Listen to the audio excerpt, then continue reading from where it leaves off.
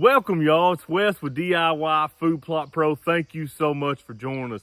Today's episode, we are talking about a failed summer food plot of soybeans, what we're going to do to rescue this plot, and some very interesting insights that I'm going to share with you, things that we can do with Roundup Ready soybeans that really help these soybeans out, even on the spot that looks like it's completely failed, like behind me. DIY Food Plot Pro is sponsored by Aircrow LLC, the Plot Protector Pro. Keep whitetails and other animals out of your food plots with the Plot Protector Pro. My name is Wes. I run the channel DIY Food Plot Pro. I've got a Bachelor of Science in Agronomy. I farm for a living, and I've got a 2,900 acre whitetail deer hunting outfitter in Western Kentucky where we cannot bait. So we rely on these food plots that I produce on the channel to hunt and harvest the whitetails that we are blessed to hunt here in Western Kentucky. This was a plot that I planted to summer soybeans. I planted this 6-8 weeks ago, and I wanted to try to get seed production. The plan all along was to go back and interseed my fall mixture into these, but I was hoping to have big, nice soybeans down here, and I could get the seed from them, and then I could interseed the fall plots into them as well. Get a lot more diversity on this plot. These are tiny plots. There are 3 fields on this farm. We are at least 5 miles from any agricultural production. A great way to think of is there's probably 10,000 acres of woods right here where we're at, and there is 0 agriculture anywhere. So you can imagine food is scarce around here, and if a fella could get a good plot, you could really have a lot of success down in here. But getting plots in places like this can be very, very, very difficult. What I did was I came in and I broadcast on top of the ground soybeans at a standard rate, about 140 to 180,000 seeds per acre. I'll till the seeds in, and I waited for these to come up, and I got a great germ. I had built some homemade scarecrows, and I had bought some little cheap red sirens and alarms that were built off motion sensors. I put them out here, fully expecting them to do pretty decent. Boy, was I wrong. The deer just absolutely ruined this soybean field in a very quick amount of time, which is not really all that shocking, to be honest. It's a tiny little field. This is less than 1/4 of an acre, and the other one's around that size. So you're talking maybe 4/10 to a half of an acre at the very most on this. Just a tiny little area that the whitetails don't really have a lot of food. These woods look absolutely like there's nothing to eat in them. It is just solid brown from 6 feet down. There's very little food down here for them. So you plant something highly preferred such as soybeans, and they are going to absolutely hammer it. So I came back probably 2-3 weeks after I had put out the alarms. I waited until the soybeans were emerging. I put the alarms out. I came back, and the deer had literally came up to within a couple inches of the scarecrows, the alarms, and had ate the soybeans. They had ate every bean in the field, and I was kind of like, dadgummit, that sucks. I had already mixed the tank up to spray my post-emergent soybeans. I didn't even spray them. I just let them go. So this is where we're at 6-8 weeks later. You can see I've got the Can-Am, I've got my sprayer on there. I'm gonna tell you what I'm gonna do, and it's really gonna help this plot. First looks, you just looked at it, you think, golly, that's awful. Failed food plot, failed summer food plot. But I'm gonna show you some footage, this exact field right now, of what this looks like. What happens when you let a Roundup Ready soybean go, the grasses and the weeds are gonna try to basically take over. And that's not all in all a bad thing every single time. When we're trying to protect a field like this, that's actually a good thing. So what happens is those soybeans kind of go underneath there, and they're still getting a little bit of sunlight. They're not getting as much as what they would. They're obviously not going to be growing as fast as what they would, but they're kind of camouflaged from the whitetails as well, because you've got a blanket of, out here you got copperleaf, and you got grass, and you got pokeweed, you got ragweed, you got quite a bit of weeds out here that are kind of camouflaging those soybeans. So what happens is those soybeans kind of have a chance to rebound and reset. Now, all of a sudden, 6-8 weeks later, we've got a pretty decent stand of soybeans under here. Now, it's still not enough that I would be content going into the fall and winter hunting season with what we have out here. But we do have high quality whitetail forage out here and then we're going to add to it. So what I'm going to do today is I'm going to go ahead and clean this on up again. I'm going to spray this with Roundup.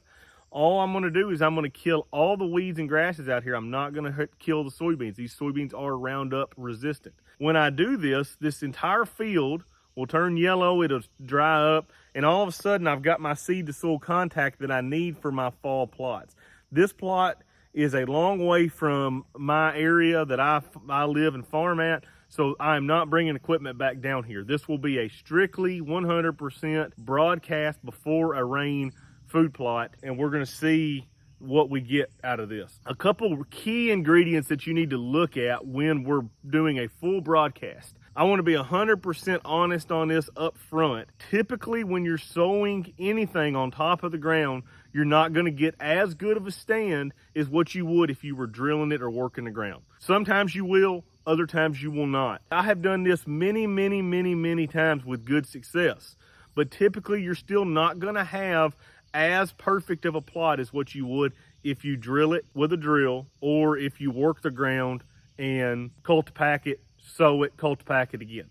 It's just you're getting better seed to soil contact with the drill or the cultipacker, and it's just a better way of doing it. But many of you don't have that equipment, and that's the case right here. I don't have the equipment down here. I'm going to do this the old-fashioned way. I've got a good track record doing this, so long as you follow the steps that you absolutely have to follow. Right now, we got to get out here and get this killed down. We have got plenty of soil moisture. We got a lot of rain coming next week. Temperatures are warm, which means this stuff is actively growing fast. It's a great time to kill it, okay? So if you ever noticed, if you spray like early spring versus midsummer, early spring, it takes forever for that plant to even show any yellowing signs. Where you spray midsummer, when everything's growing lush and absolutely just getting it, within a day or two, you'll start noticing yellowing on that plant. So that's because the healthier and faster that plant is growing, the easier it is to kill. Easier to just take that herbicide in and die. So we're going to go ahead and spray this today, get this stuff dying to where I'm 100% confident we can get seed to soil contact. I feel very confident that I'm going to get seed to soil contact out here because I tilled this earlier in the season. Even though it looks like a giant carpet, like a CRP type environment, it's not.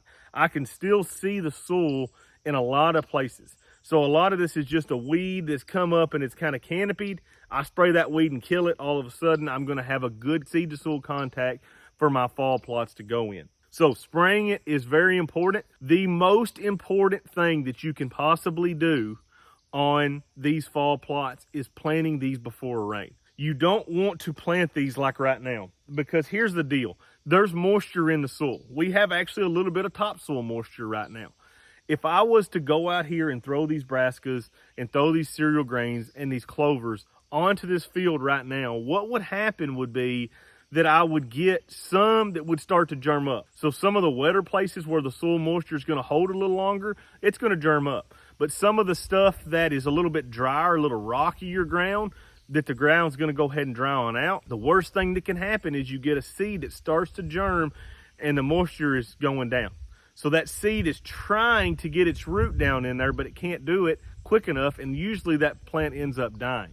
So the very best scenario on this is to plant this right before a day or two of good rain. So about the 1st of August for my neck of the woods, 60 to 90 days before that frost, that average first frost date, and I'm going to start looking at the forecast very hard.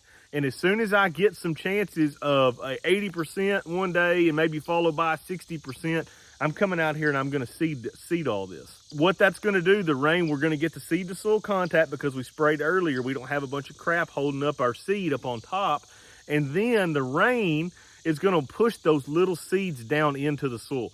That's a huge thing with these fall plots, is typically we're planting food plots that have really small seeds. Brassicas, clovers, things like that have really small seeds that don't really have a lot of trouble getting into the ground. We did that with a soybean.